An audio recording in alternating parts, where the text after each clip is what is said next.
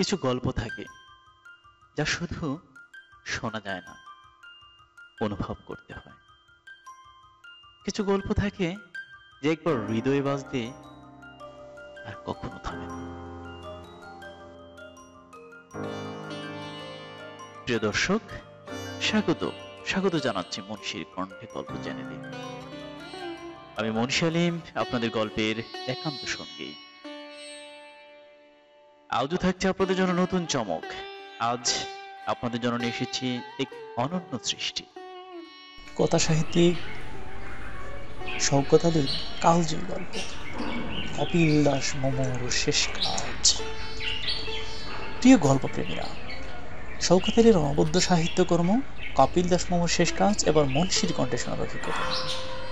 এটি শুধুমাত্র একটি গল্প নয়, বরং সাঁওতাল প্রতিনিধি কপিল দাসের জীবন সংগ্রাম, অস্তিত্বের সংকট, সামাজিক ও সাংস্কৃতিক আগ্রাসনের বিরুদ্ধে প্রতিবাদের এক জীবন্ত প্রতিচিত্র।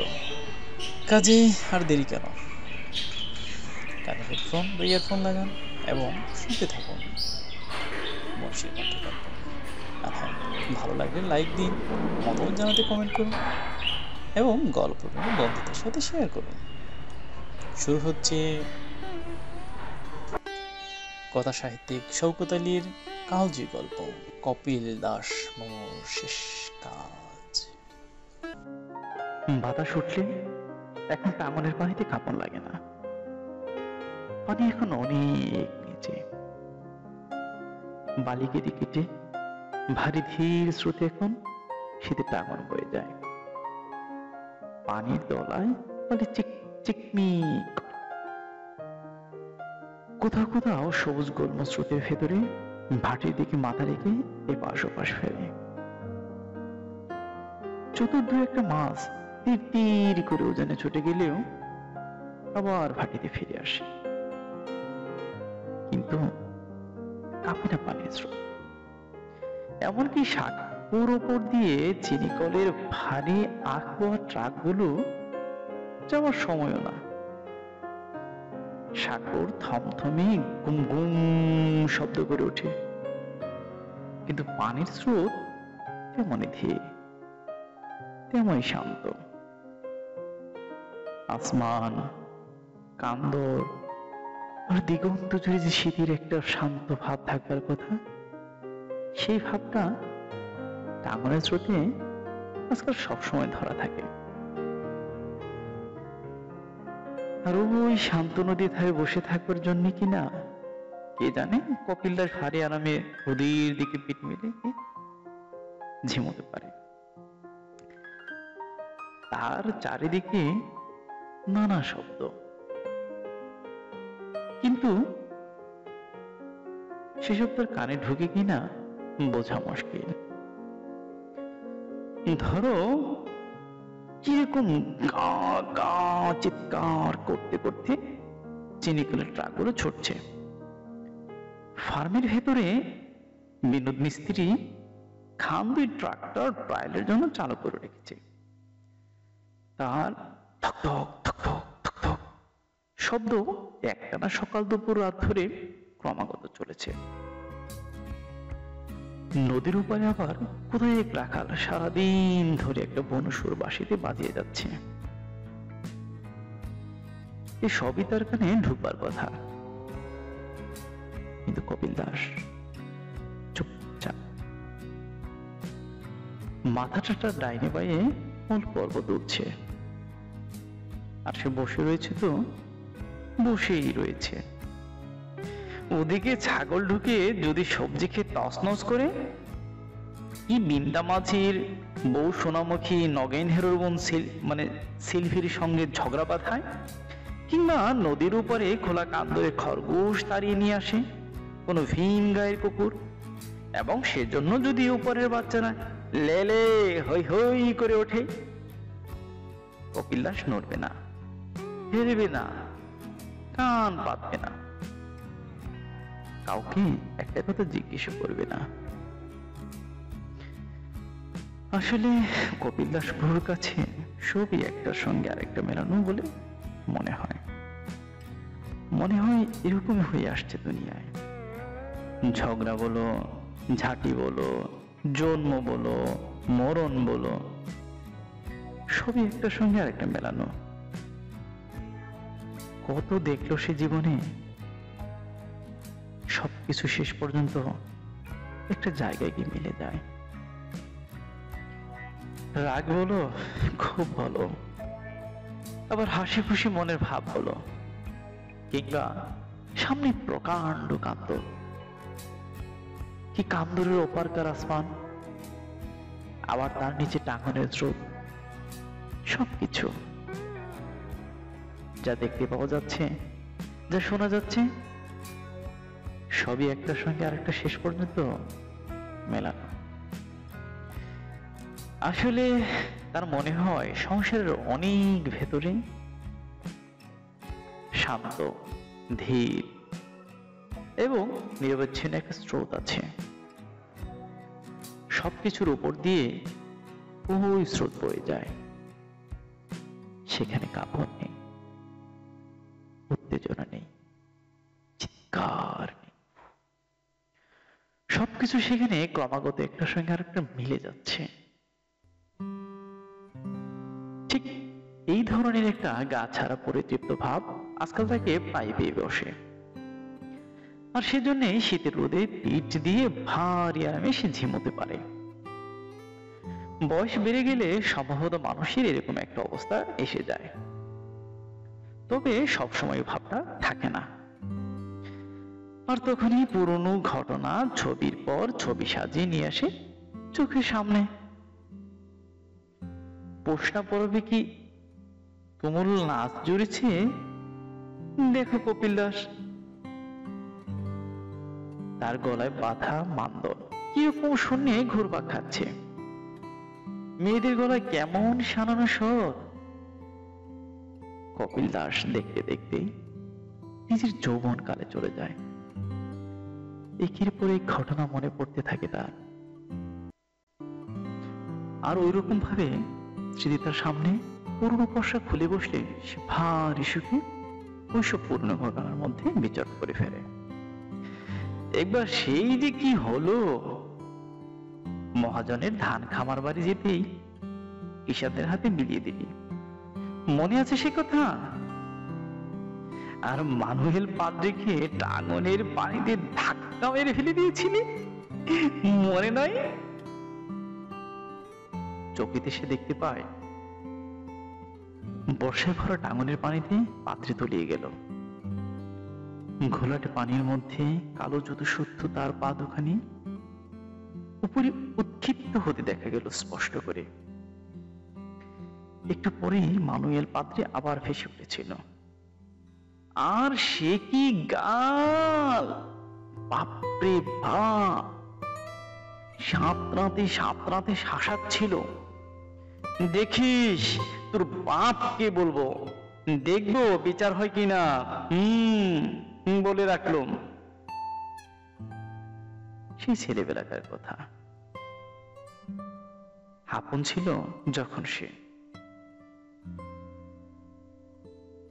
তোর তীর কিরকম নিখুঁত নিশানে গিয়ে বিদ্ধ। কপিল দাস, মনে নেই সে কথা? হ্যাঁ, মনে আছে। কপিল দাস মাথা ধুলিয়ে ধুলিয়ে নিজেকে শোনায়, সব মনে আছে। কেন মনে থাকবে না? সান্তালের বাচ্চা না সে? দেখো তো খরগোশের পেছনে কে ছুটছে অমন। সুখদীপের বেটা চতুর্মাঝি নাকি নাকি দিব্যদাসের বেটা কপিল দাস? আর ওই দেখ কপিল দাসের শিকারী কুকুর কিরকম ছুটে যাচ্ছে তীর খাওয়া শিকারের পেছনে। কপিল দাস মনের ভেতরে স্পষ্ট দেখতে পায় তার কালো রঙের কুকুরটাকে, মানে যেটা কিশোরকালের সঙ্গী ছিল সর্বক্ষণ। কুকুরটাকে শেষ পর্যন্ত বাঘে খেল।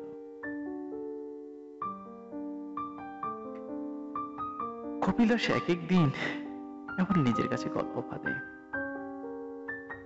দূর থেকে দেখা যায় বুড়ো থেকে মাথা নাড়াচ্ছে আর ঝুঁকে ঝুঁকে দুলছে। কোন গল্পটা আরম্ভ করবে সে? বাহ, গল্পের কি আর শেষ আছে? নিজেকেই শোনায় পুরো। ধরো মেলার সেই ঘটনাটা। মেলার গল্পটায় হঠাৎ মাঝখান থেকে শুরু হয়ে যায়। কেন যে বেছে বেছে মেলার গল্পটাই শুরু হয়, সে আশ্চর্য ব্যাপার। গল্প আরম্ভ করলেই সে মেলার ঘটনায় অনায়াসে চলে আসে। স্মৃতি জানো না আর কি। কিংবা ওই ধান কাটার ব্যাপারটাই ধরো না কেন,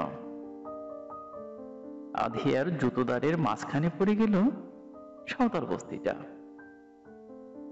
গোপীনাথ হ্যাঁ করে না, ডাইনে বায়ু তাকায় না।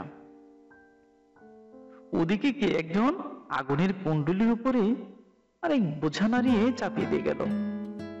দাও দাও করে জ্বলে উঠল আগুন। আর ওই আগুনের আলোয় গোপীনাথের কপাল চকচক করতে লাগলো। কিন্তু সে সাদা চুল ভর্তি মাথাটা ঝুঁকিয়ে বসে আছে তো বসেই আছে। সাঁওতালদের তখন কি মুশকিল ভাবো দেখি। মহাজন বসত করবার জায়গা দেয়, আমাদের জমি দেয়, গৃহস্থের কাজ দেয়। সেই মহাজনের বিপক্ষে কেমন করে যায়? মহাজন যে সব দেয়, হ্যাঁ সব দেয়, কিন্তু পেটের ভাতটা কি সারা বছর দেয়? হ্যাঁ কহ মরণ, কহ দেয় পেটের ভাতটা? এরকম সব বাদানুবাদ, কিন্তু যদি ভিটে মাটি থেকে তুলে দেয় তাহলে? এরকম সব তর্কাতর্কি। আর ওদিকে গোপীনাথ কিছুই বলে না। মরণ হলে বোধ হয় ওই অবস্থায় কিছু বলা যায় না। কিন্তু তখন ভারী জার হে মরণ, দেহ দল দল করে কাঁপছে। দূরে দূরে যারা দাঁড়িয়ে ছিল তাদের মধ্যে থেকে কে যেন চেঁচিয়ে বলে উঠেছিল, আমরা মহাজনের সঙ্গে নাই, আধিয়ার কিষানের সঙ্গে আমরা। কি বলেছিল কথাটা মনে নেই এখন। সে নিজে হতে পারে, মোহন কিসকেও হতে পারে, মনে নেই এখন। কিংবা চতুর্মাঝি হতে পারে। লোকটা যে কে ঠিক মনে নেই, কিন্তু কথাটা ঠিক মনে আছে। তারপর কপিল দাস আর খেয়ে ধরতে পারে না। বিচার সভার শেষ দৃশ্যটা স্মরণে আসে না, বরং হঠাৎ ধান কাটার দৃশ্যটা মনের ভেতরে দেখতে পায় সে। কপিল দাস মাঠে নেমেছে, পাশের ক্ষেতে মোহন কিস্কুর বউ চড়ে। সারা কান্দরে আরেকটা মানুষ দেখা যায় না। ধান গাছের নোয়ানো পাতায়, শিশির গায়ে তখন রাতের হিম ফোটায় ফোটায় জমে আছে। রোদের তাপ গায়ে লাগে কি লাগে না, এমনই কুয়াশা। ওই রকম একটা গল্প বলতে বলতে বেলা ফুরিয়ে যায়। এক সময় রোদের তাপ কমে আসে। ঝাপসা চোখ দুটি মিলে সে তখন আসমানের ধূসর রং দেখে। একবার নদীর ভাটি থেকে উঠে আসা শঙ্খচিলের ডাকটাও শুনতে পায়। বাতাসে তখন শীতে কামড়। তার দু হাতের আঙুল ছেঁড়া প্রতির পতঞ্জলি খোঁজতে থাকে। আর এই সময় তার চোখে পড়ে যায়, দেখে কজন লোক টাঙ্গনের উঁচু পারে দাঁড়িয়ে বস্তির দিকে হাত তুলে কি যেন দেখাচ্ছে। লোকগুলোকে সে চিনতে চেষ্টা করে, ওখানে এইসবই কারা? অমন পরিষ্কার জামা কাপড় পরা কে লোকটা? অনেকক্ষণ ধরে লোকটা নড়াচড়ার ভঙ্গিটা লক্ষ্য করে। লক্ষ্য করতে করতে মনে করে, কদিন আগে বোধ হয় ওদের এইভাবেই দেখেছে সে। ঠিক এইভাবে দাঁড়িয়ে দাঁড়িয়ে বস্তির দিকে হাত তুলে কি যেন বলাবলি করছিল। সে এক সময় চিনতে পারে পরিষ্কার জামা কাপড় পরা লোকটা ম্যানেজার মহাজন ছাড়া আর অন্য কেউ হতে পারে না। কিন্তু এমন সময় ওখানে দাঁড়িয়ে ওদের কি কাজ? একবার মনে হয় জরিপ হচ্ছে বোধ হয়। এক এক সময় ওই রকম জমি জমার মাপামাপি চলে। ওরা কি জমি জমা মাপতে এসেছে? কই, এরকম কোনো খবর তো তার কানে আসেনি। একটু পর আর দেখা যায় না কাউকে। দেখতে না পাওয়ায় কৌতূহলটাও থাকে না। কপিল দাস তখন গরুর পালের ঘরে ফেরা ঘুমটির আওয়াজ কান পেতে শোনে। ফার্মের গরুগুলোর গলায় তখন নতুন ঘুমটি বাঁধা হয়েছে। আজকাল বোধ হয় জয়হরের ছোট ছেলেটা ফার্মের গরু চড়ায়। জয়হরের কি যেন হয়েছিল? জয়হরের কথা স্মরণ করতে চেষ্টা করে সে। আর ঠিক ওই সময়ে কাছে এসে দাঁড়ায় সলিম উদ্দিন। এসেই ডাকে, বুড়া দাদা, বাড়ির যাবে নাই?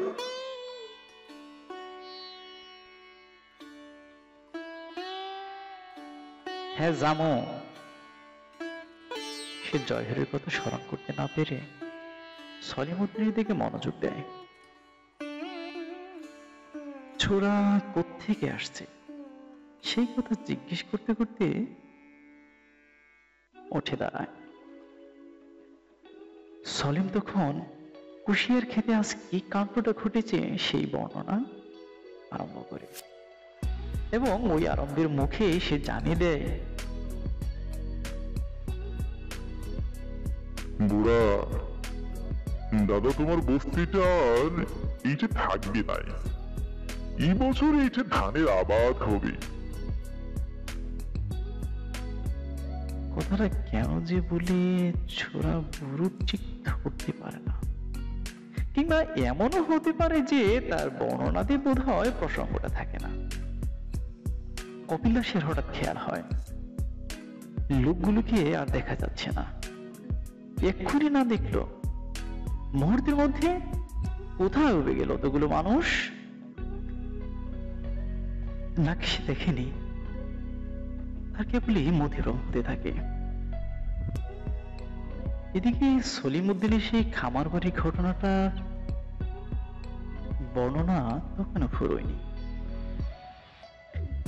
আবার কথাটা নতুন করে বলতে হলো সলিম উদ্দিনকে। বলল, তোমার বসতটা এবার উঠাইয়ে দিবি? এই 6 বছর ডাক্তার চলিবে হে। কপিল দাস এবারও বুঝতে পারে না, তার নিজের হিসাব মেলে না। ট্রাক্টর জমিতে চলবে, তাই চলে এসেছে এতকাল। মানুষের বসতির উপর দিয়ে ট্রাক্টর চলতে যাবে কেন? কি মন কথা! সে অন্ধকারেই ডাইনে বাঁয়ে তাকায়, বলে, ঠিক শুনেছিস তুই, কহ ঠিক শুনেছিস।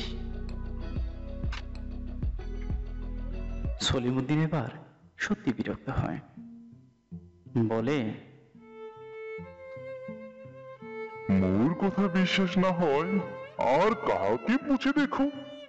মই এবার যাও, তুই বুড়া মানুষ, তোর কিছু ফর্ম থাকে না। কথাটা বলেই হঠাৎ ছুঁড়ে চলে যায়। রাস্তায় দাঁড়িয়ে দাঁড়িয়ে কপিল দাস মাথা নাড়ায় আর নিজেকে শোনায়, না, কে নিয়ে পালাবো? তার পা আপনা থেকে বাড়ির পথ ধরে। কোথায় পালাবে সে? এক সময় আবার হাসি পায় বড়ুর, পালাবার কথাটা এলো কোত্থেকে?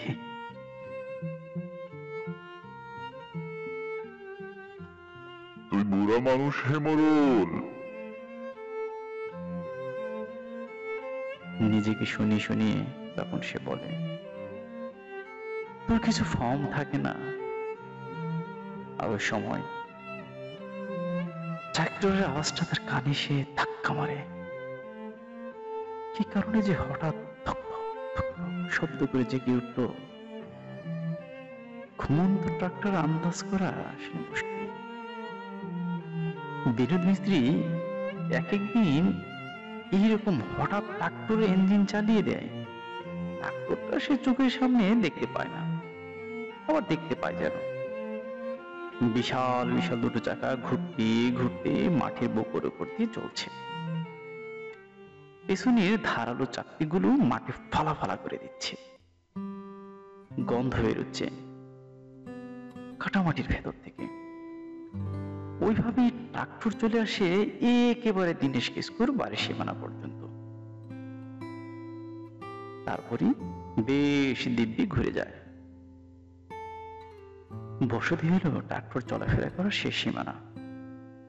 হ্যাঁ, কলের জিনিস ওই পর্যন্ত আসে,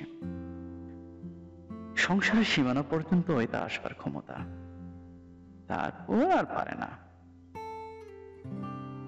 এতকাল অন্তত পারেনি, আর এখন সেই কলের জিনিস হুড়মুড় করে ঢুকে পড়বে দীনেশ কিস্কুর উঠোনে। ঘরের দেয়ালে ভোতা নাক ঢুকিয়ে উল্টো দিকের দেয়াল ফুরে একেবারে বেরোবে।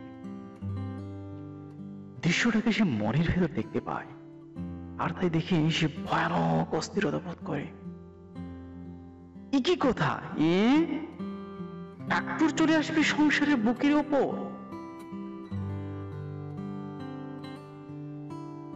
কপিল দাস বড়ুর এখন মনে পড়তে থাকে, এই বস্তি উঠে যাবার ব্যাপারটা আকস্মিক নয় একেবারে। তাহলেও একে শেষ পর্যন্ত পরিণতি, বস্তি টস্তি উঠে যাবে আর ট্রাক্টর চলতে থাকবে ঘর বাড়ি ভিটে মাটির উপর দিয়ে। কোথায় একটা মেয়ে মানুষের মাথা গরম করে মাতালের দিকে তা উঁচিয়ে ধীরে যাবার ঘটনা, আর কোথায় বাড়িঘর ঘর সংসার শুধু লোপাট করে দেওয়া। কিছুই মিলাতে পারছে না, কিসের সঙ্গে কিসের জড়ানো। কিন্তু ভাবো তো, বসতটা কত পুরনো। মনে আছে তোর? হ্যাঁ হ্যাঁ বাহে মরলের বেটা, তোর কি ফর্ম আছে?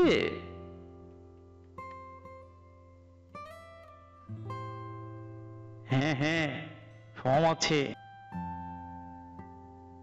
বিচার বসেছিল ফার্মের অফিস ঘরে। সে একজন সাহেব মানুষ শুধু ছিল, আর সে উত্তর দিচ্ছিল, কবে কোন প্রাচীনকালে এসেছিল একদল মানুষ, সেই দলের মরল ছিল শিবনাথ। শিবনাথ আবার গুণী ছিল, কিন্তু গুণী না হলে কি সব হয়? হয় কখনো? হয় না। ওই পর্যন্ত বলার পর আর বলতে পারেনি। মহেন্দ্র ধমকে উঠেছিল, পরে জানিয়েছিল,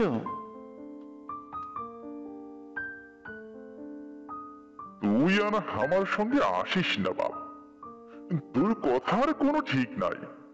কোন কথা তুই কোন কথা কহিস বুঝিস না।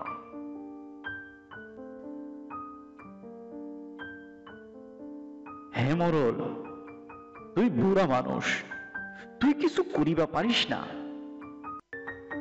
ওই দিনই কে যেন বলেছিল কথাটা। কপিল দাস কথাটা নিজেকে শোনালো আরেকবার, তুই বুড়া মানুষে মরল, তোর কিছু করবার নাই। একবার নয়, ঘুরে ঘুরে কথাটা সে বলেই চলল। আর থেকে থেকে ভারী গভীর দীর্ঘশ্বাস পড়ল বইটা। আর ওই দীর্ঘশ্বাস থেকে বার্ধক্যের অক্ষমতা স্মরণ করে দিতে লাগলো। বাড়ি ফিরতে ফিরতে তার দেরি হয়ে যায়। ততক্ষণে ঠান্ডায় পা দুখানি অসাড় হয়ে উঠেছে। উঠোনের আগুনের কাছে বসে বসে সে হাত পা সেঁকে কিছুক্ষণ। মহেন্দ্রের বউ, ওই যে বিন্নি, সে থালায় করে ভাত দিয়ে যায়। আগুনের তাতে ততক্ষণে আরাম লাগছে কপিল দাসের। ভাতের পাশে একটু পুরো মাংস দেখতে পেয়ে সে খুব খুশি হয়। নাতিদের শুধুই কি শিকার পেয়েছিল তারা? মহেন্দ্রের ছেলে শিকারের গল্পটা আরম্ভ করে বোধ হয়, কিন্তু তার গল্পের দিকে বুড়ো আর মনোযোগ দিতে পারে না। দাদা,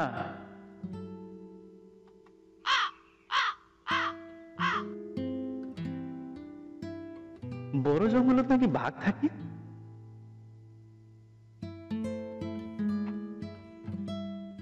নাতির প্রশ্ন শুনে একটু সজাগ হতে হয় বুড়োকে। ঠিক মনে করতে পারে না।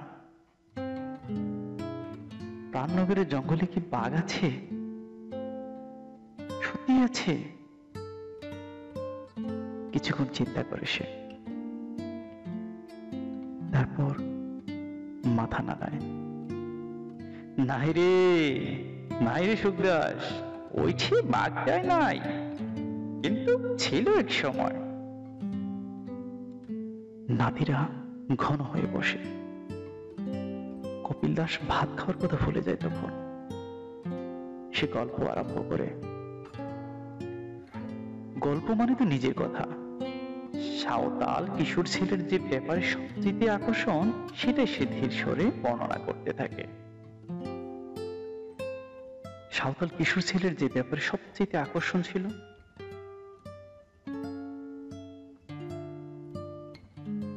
সেটা সে ধীর স্বরে বর্ণনা করতে থাকে। তার কালো রঙের কুকুরটার কথা আসে। তার ঘরে খুঁজলে তীরের চোঙা দুটো এখনো পাওয়া যাবে। সেই চোঙায় বাছা বাছা তীর জমানো থাকতো। একবার তীর দিয়ে একটা বাঘ কেটে ফেলেছিল। বাপরে, ভাগ্যিস সে তখনও বাঘ কি জিনিস জানতো না। বন বিড়াল ভেবে নিশানা করে তীর ছেড়ে দিয়েছিল, আর অমনি কি ডাক! ভয় পেয়ে পরিমরি করে কি রকম ধরেছিল সেই ঘটনাটা সে বলে, এবং বলবার সময় দৌড়ের বর্ণনাটাই প্রধান হয়ে থাকে। বুড়ো মানুষের গুনগুন গুনগুন ধীর স্বরের একঘেয়েমিতে বিরক্ত লাগে বাচ্চাদের। সুখদাস অস্থির হয়ে থাকে। দাদা, বাঘটার কি হইল? ও হ্যাঁ, বাঘটা। কপিল দাসকে একটু ভেবে নিতে হয়। তিনি কি বিকট চিৎকার করে উঠবার পর বাঘটার যে কি হয়েছিল কোনোভাবেই মনে পড়তে চায় না। তখন গল্পটা সে বানাতে আরম্ভ করে। তার বর্ণনায় তখন কৌতুক আসে। বাঘের লেজ ধরে টানতে টানতে নিয়ে আসবার ব্যাপারটা সে রং চড়িয়ে বলতে চায়, কিন্তু বাঘটা টেনে নিয়ে আসবার সময় কিরকম কষ্ট হচ্ছিল সে কথাটাই ঘুরে ফিরে বলতে থাকে সে। শীতের রাত, ততক্ষণে সবারই ঘরে গিয়ে শোবার কথা, কিন্তু কেউ শুতে যাচ্ছে না। সেটা সে লক্ষ্য করে। দেখে ইতিমধ্যে মহিন্দর, দীনদাস এবং তাদের সঙ্গে সঙ্গে আরো কয়েকজন উঠোনে এসে দাঁড়িয়েছে। বোঝা যাচ্ছে কোনো সলা পরামর্শ হচ্ছে, কিন্তু বিষয়টা কি কিছুই অনুমান করা যাচ্ছে না। ও হ্যাঁ, বাঘটার যেন কি হয়েছিল? কপিলাস কিশোর দুটির মুখের দিকে তাকিয়ে আবার লেজ ধরে টানবার প্রসঙ্গে ফিরে আসে। ওই রকম যখন টেনে আনছিল তখন কিন্তু বাঘটা বেঁচে ছিল। ঠিক ঠিক বেঁচে ছিল। ঘা খাওয়া বাঘ কিন্তু ভয়ঙ্কর জিনিস, এই পর্যন্ত বলে থামতে হয়। ঘা খাওয়া বাঘের ভয়ঙ্করতা কিভাবে বোঝাবে সেই জন্য তাকে ভাবতে হয়। আর ওই সময় মহিন্দরদের কাছে একটি লোককে আসতে দেখে সে গল্পের কথা ভুলে যায়। উঠে গিয়ে দাঁড়ায় মহিন্দর আর দিনদাসের কাছে। নিজের ছেলে মহিন্দর বিরক্ত হয়, বলে,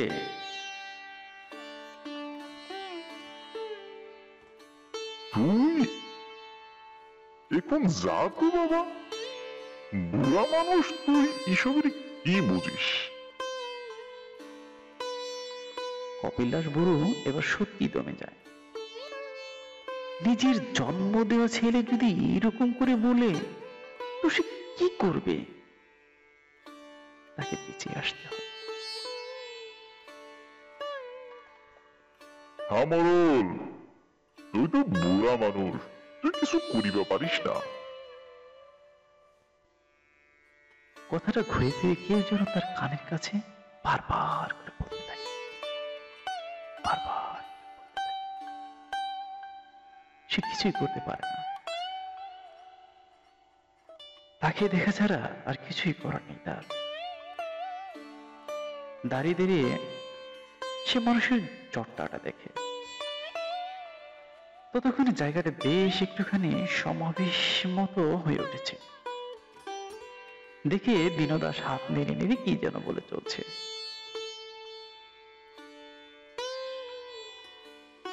তারপর আবার মহিন্দর আরম্ভ করলো। তার কথা শেষ হতে না হতে ওদিক থেকে আবার ভায়ামাঝি আরম্ভ করলো। ভারী ধীর নয়নস্বর, শান্তভাবে পরামর্শ হচ্ছে যেন। রাগ নেই, জ্বালা নেই, কারো দুচোখ ধক ধক করে জ্বলে উঠছে না, কেউ চিৎকার করে গালাগালও দিচ্ছে না। কপিল দাসের ভারী অবাক লাগে গোটা ব্যাপারটা দেখে। অবাক লাগে কিন্তু কিছু বলে না সে, বরং নিজেকে সরিয়ে আনে।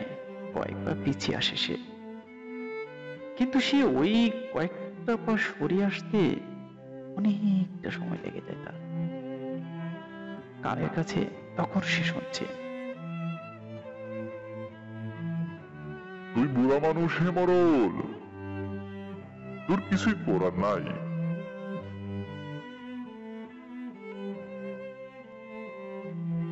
যেখান থেকে উঠে এসেছিল সেইখানে সে ফিরে যায়। শুধুই যথাস্থানে ফিরে যাওয়া, শুধুই মেনে নেওয়া তার কেবলই মনে করতে থাকে। বাচ্চারা লোক সমাগম দেখে সম্ভবত উঠে এসেছে বিছানা ছেড়ে। মেয়ে বউরা এখানে সেখানে ইতস্তত দাঁড়িয়ে। বাচ্চারা একত্র হলে যা হয়, ততক্ষণে খুনসুটি, দাপাদাপি এবং হাসাহাসি এইসব আরম্ভ হয়ে গিয়েছে। পাথরের উপর ঘষে ঘষে তীর সাম দেওয়া তখন হচ্ছে। মহেন্দ্রের ছেলে ডাকলো,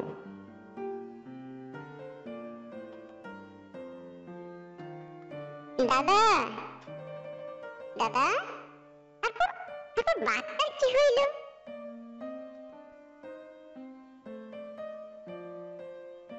ওহো, সেই গল্প? কপিল দাসের মনে পড়ে একটু আগে শিকারের গল্প বলতে বলতে সে উঠে গিয়েছিল। তখন আগুনের আলো কিশোর মুখের উপর চমকাচ্ছে। কে একজন কবজি দিয়ে আগুনটা আরেকটু উস্কে দিল। আর এই ঘটনার কারণে কিনা কে জানে কপিল দাস গল্পটা আবার আরম্ভ করে দিল। হ্যাঁ, বাঘটার লেজ ধরে টানতে টানতে আসছিল সে। ভারী ওজন হয় বাঘের, আর বাঘটা ওদিকে তখনও কিন্তু মরেনি। না, বাঘটা বোধহয় মরে গিয়েছিল, হঠাৎ তার মনে পড়ে কপিল দাস সৎ হয়ে উঠতে চায় বাচ্চাদের কাছে, গল্প বানানো বাদ দেয়। তার স্পষ্ট মনে পড়ে তখন বাঘটার গায়ে বিকট গন্ধ ছিল, তীরটা ঠিক বুকের মাঝখান দিয়ে গেঁথেছিল, একেবারে এদিক থেকে ওদিক বেরিয়ে গিয়েছিল। রক্ত তখন বেরোচ্ছিল গল গল করে। আর ওই সময় বিকেল বেলায় প্রাণনগরের জঙ্গলের ধারে একটা লোক ছিল না, কোথাও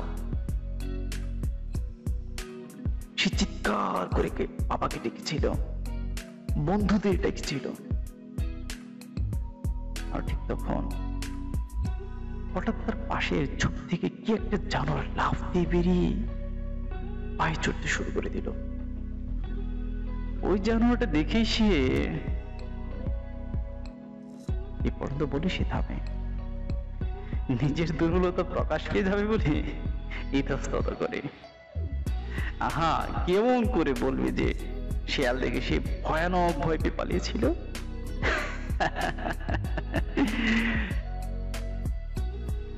তারপর তারপর কি হইল? বাচ্চারা সমস্যাটা জিজ্ঞেস করলে সে হঠাৎ হেসে ওঠে।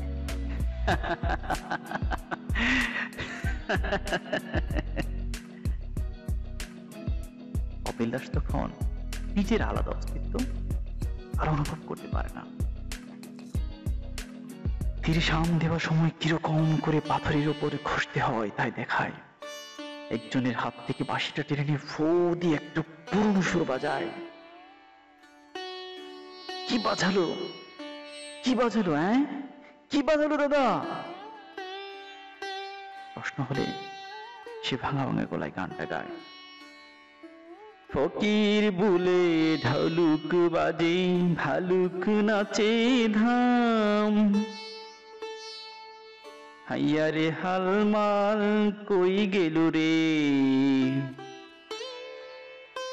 গানটি শুনে বাচ্চারাও গাইতে শুরু করে দেয়। বুড়ো ভীমরতি হয়েছে ভেবে মেয়েরাকে একটু মনোযোগ দেয় বাচ্চাদের যাত্রার দিকে। বড়রা যেখানে সভা বসিয়েছে সেখান থেকে একজন চিৎকার করে গোলবদ্ধ হয়ে গোলমাল বন্ধ করতে বলে, কিন্তু বাচ্চাদের থামাবে কে? মহেন্দ্রের ছেলে ধনুকের জন্য বাঁশের ছিলা তৈরিতে ব্যস্ত ছিল। কপিল দাস তার হাত থেকে কেড়ে নিল ধনুকটা, বলল,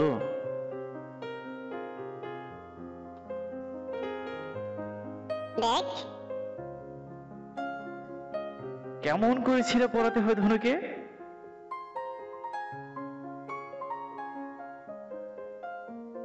বাচ্চারা তখন ঘিরে দাঁড়ায় বুড়োর চারদিকে। কপিল দাস হাঁটু ভেঙে দনিকের এক মাথা ধরে ঝুলে পড়ে ধনুকটা নোয়ায়। তারপর বা হাতে শিলার ফাঁসটা ধনুকের মাথায় ঢোকাতে চায়, কিন্তু প্রথমবারই পারে না। ডান হাতটা তার ভীষণ ভাবে কাঁপতে থাকে। বাচ্চারা বুড়োর কাণ্ড দেখে সমস্যরে বলে, পারবা নাই দাদা, তুই পারবা নাই। কিন্তু পারে সে।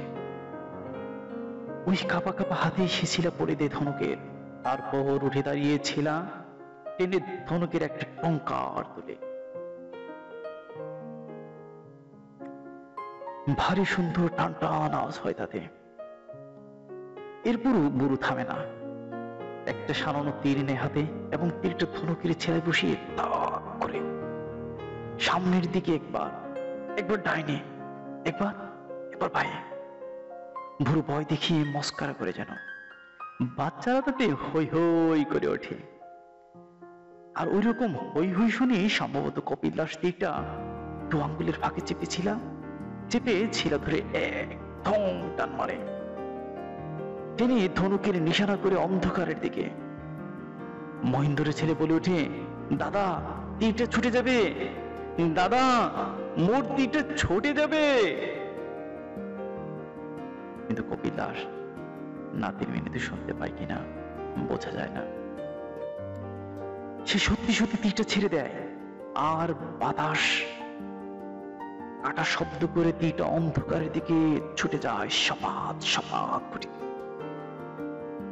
সাই সাই শব্দ হচ্ছে। চারদিকে মানুষের বসত, মেয়েরা বড়রা কাণ্ড লক্ষ্য করি হ্যাঁ হ্যাঁ করে ওঠে। সবার মানুষদের মধ্যে থেকেও কয়েকজন এগিয়ে আসে, কিন্তু ততক্ষণে বুড়ো কপিল দাস আর একটা তীর হাতে তুলে নিয়েছে। সবাই যখন নিষেধ করছে, তখন সে দ্বিতীয় তীরটাও সামনের অন্ধকারের দিকে নিশানা করে ছুটে দিয়েছে। এবং ওই কাণ্ড ঘটে যাওয়ায় ব্যাপারটার ছেলে মানুষের তামাশার পর্যায়ে থাকে না। দূর থেকে মহিন্দার চিৎকার করে ওঠে, বিন্নি গালাগাল করতে আরম্ভ করে, কিন্তু বুড়ো তখনও থামছে না।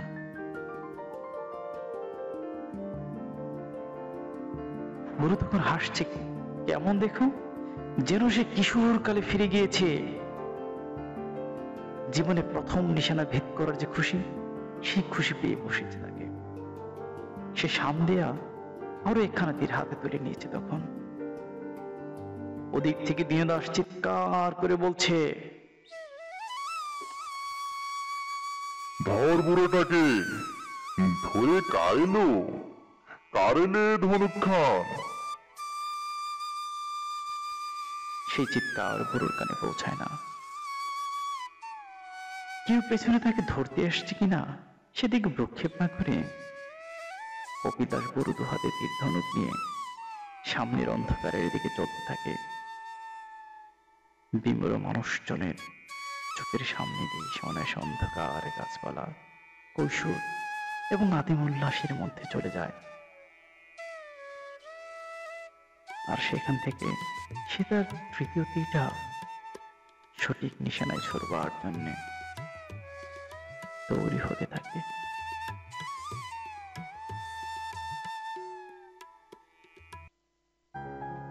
প্রিয় পাঠক শ্রোতা, আপনার জীবনে কি এরকম কোনো ঘটনা ঘটেছে যা অপ্রত্যাশিত ছিল, যা আপনাকে দারুণ ভাবে ভুগিয়েছে, যাতনা দিয়েছে, কষ্ট দিয়েছে? লিখুন না সেসব কমেন্ট অপশনে, শুনতে চাই আপনাদের কথা। আজকে এই পর্যন্তই, আবার কথা হবে নতুন কোন এপিসোডে, নতুন কোনো গল্প নিয়ে। সবাই ভালো থাকুন, সুস্থ থাকুন, সুন্দর থাকুন। তবে হ্যাঁ, যাওয়ার আগে বলছি, গল্পটি যদি আপনার একটু ভালো লেগে থাকে তাহলে আপনার প্রিয়জনদের সাথে একটু শেয়ার করুন, একটু লাইক করুন, এবং পাশাপাশি একটু সাবস্ক্রাইব করলে এরকম গল্প কিন্তু আপলোড দেওয়া মাত্রই সহজেই আপনার কাছে চলে যাবে। তো আজকে এই পর্যন্তই, সবাইকে নিরন্তর শুভেচ্ছা এবং অশেষ কৃতজ্ঞতা।